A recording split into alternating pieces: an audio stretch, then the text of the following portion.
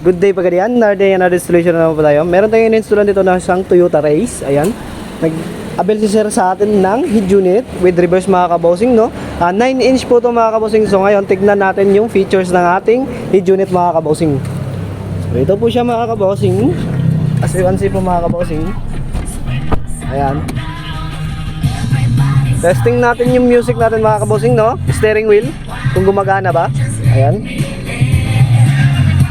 Volume up.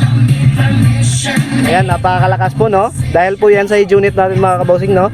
Volume down. Next natin mga kabosing. Ayan, gumagana po siya mga kabosing, no? Yung steering wheel is working mga kabosing. No cutting wires, no voiding warranty po tayo sa mga sasakyan nyo. Ayan, next natin mga kabosing ulit.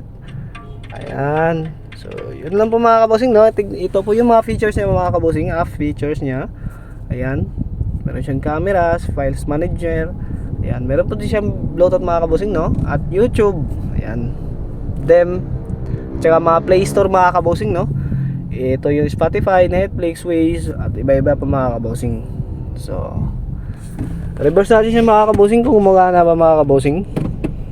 So, ayan. Working po siya mga kabosing, no? As you can see po mga kabosing, all goods po ito mga kabosing. Affordable at napakaganda ng ating head unit lalo na ngayong December, no?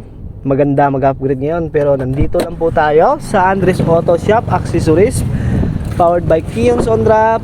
Location natin, Pagadian, Purok Bada, Pagadian City sa Bogad Sur. Katabi lang po tayo ng Fuel RSP mga kabosing. Nasa highway lang po tayo papuntang Zamboangas City mga kabosing, no?